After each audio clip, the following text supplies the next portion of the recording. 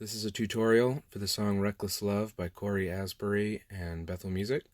Specifically, it's a tutorial of the piano accompaniment arrangement that you see here on the screen. If you want to hear what this sounds like, there is a demo, and you can get this sheet music for yourself if you would like, or for your church use. Just click the link in the description to get that.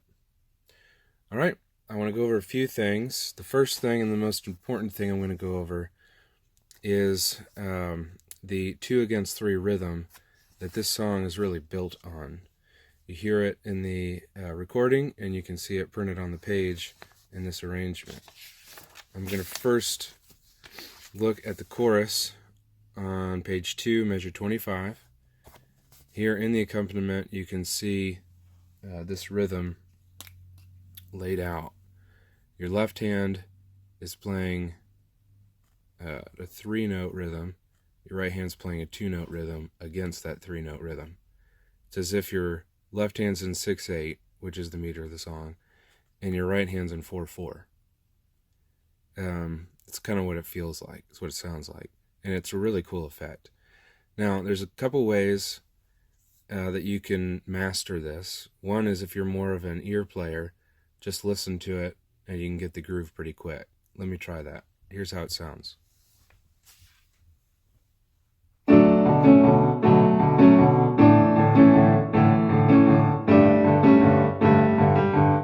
Like that.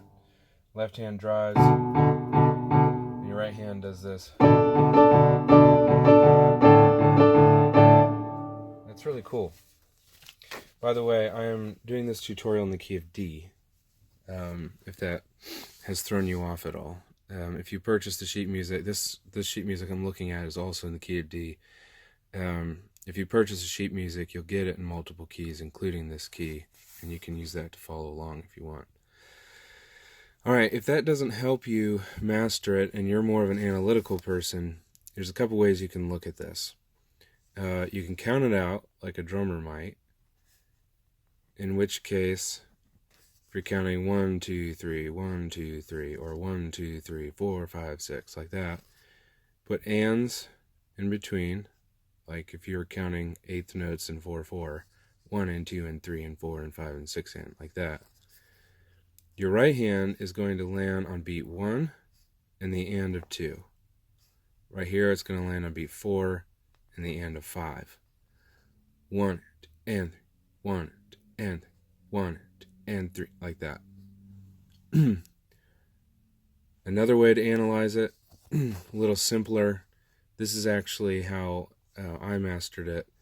I just knew that in my right hand, these chords landed on the 1 and 4, 1, 2, 3, 4, 5. So those are an anchor point, and I knew that these chords landed in between the second or the last 2 beats of each group of 3.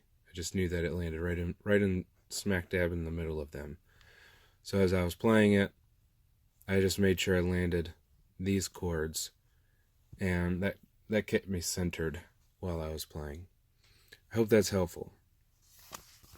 The other thing I wanted to go over was a brief explanation of the notation in case it's confusing to you.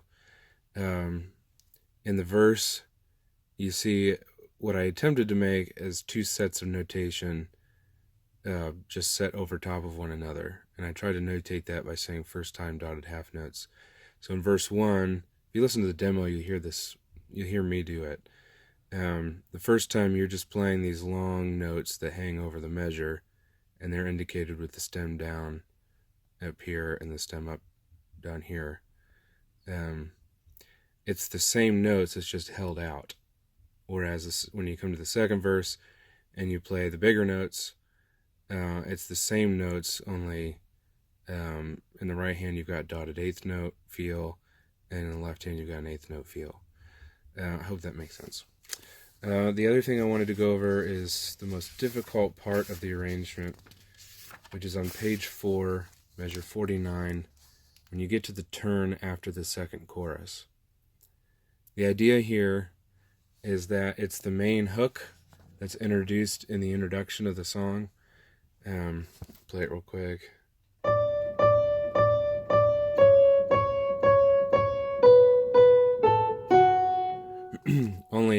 as the energy is being built up in the song, I've added a lot of filler notes to the arrangement.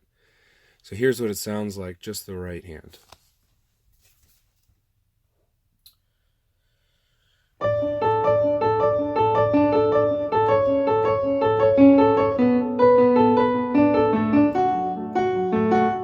Like that.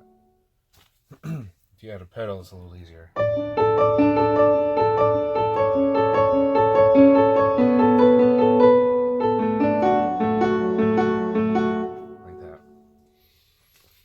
There's one thing that I want to go over on this to make it easier. I suggest using these fingers, your pinky on that high D, your thumb on the low D, and your middle finger, your number 3 finger, on the A. And I suggest you keep your middle finger on that A throughout these measures until you get to the 3rd measure here, and I'll show you what to do. Let me show you how that looks. So my 3rd finger sits here.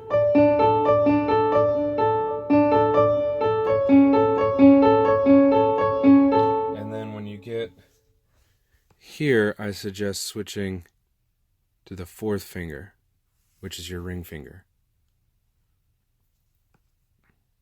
That's going to set you up to play these notes, which get lower, and those middle notes change a little bit. You're no longer playing that A in the middle, you drop down to a D.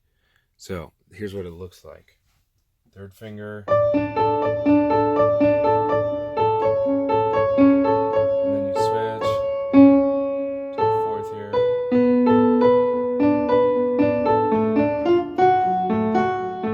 Like that.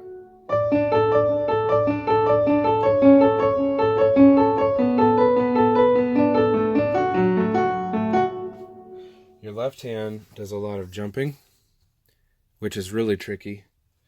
It's really easy to miss notes and play it sloppy, something like this.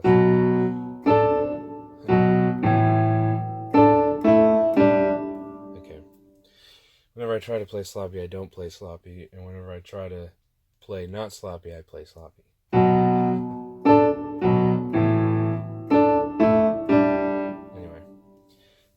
I have 2 suggestions for this.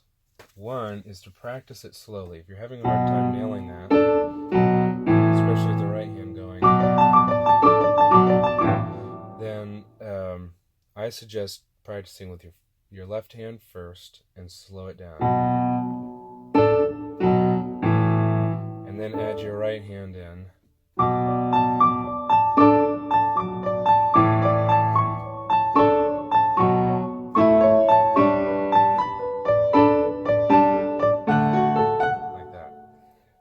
The other thing I suggest is stay away from hopping.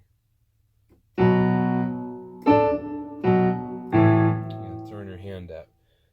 Because that makes it much harder to land in the right spot. And it's more work than necessary. So keep your hand down low. There, I'm getting sloppy now. That's just less work. Working smarter, not harder. All right, those are all the tutorial things I wanted to go over. All I want to go over now is just some interpretive things. In the first chorus, this left-hand part, that is the 6/8 feel part, is meant to be a textural thing, not a foreground thing. So you don't want to go.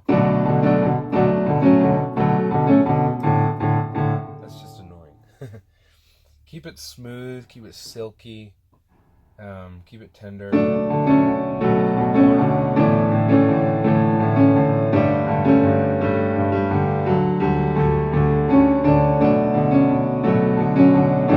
kind of like the undercurrent. If you're out on the beach and you're swimming in the ocean, this is the waves, those are the people in the water playing, those are the beach balls flying up around.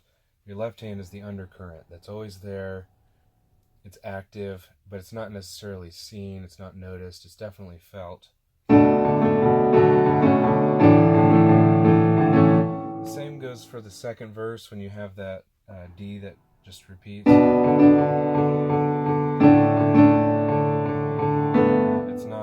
foreground.